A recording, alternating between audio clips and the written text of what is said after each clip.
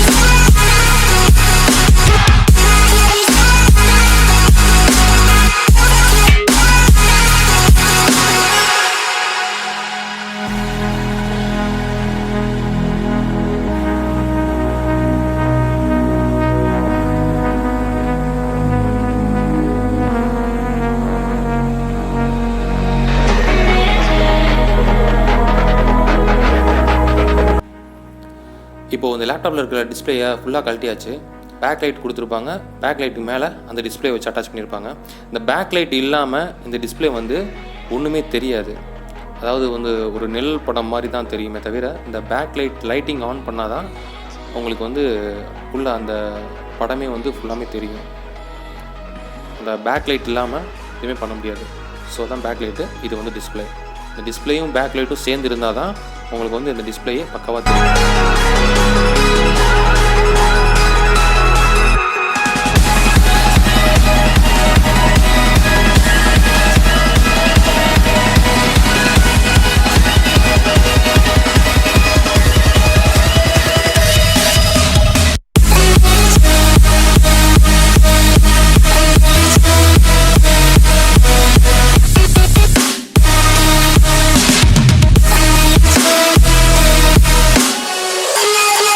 So இது வந்து ஸ்ட்ரெயிட்டாக லைன் விழுந்துருச்சு. இப்போது இந்த லைனை வந்து நம்ம எப்படி சரி பண்ண போகிறோன்றதை பற்றி அந்த வீட்டில் பார்க்க போகிறோம். இப்போது இந்த சைடில் ரெண்டு பக்கமும் இந்த டிஸ்பிளேயில் ரெண்டு ஸ்டிஃப் வரும், பார்த்துருப்பீங்க. சைடில் வருது பார்த்தீங்களா, ஆரஞ்சு கலர் மாதிரி. அந்த ஆரஞ்சு கலரில் சைடில் ஸ்டிஃப் மாதிரி வருது பார்த்தீங்களா, இந்த இடம் தான் நான் கை வச்சுருக்க இடம் தான். ஸோ இந்த இடத்துல தான் ப்ராப்ளம் இருக்குது. ஸோ அந்த இடம் கொஞ்சம் விட்டுருக்கனால தான் அது வந்து இந்த இடத்துல வந்து லைனிங் விழுகுது.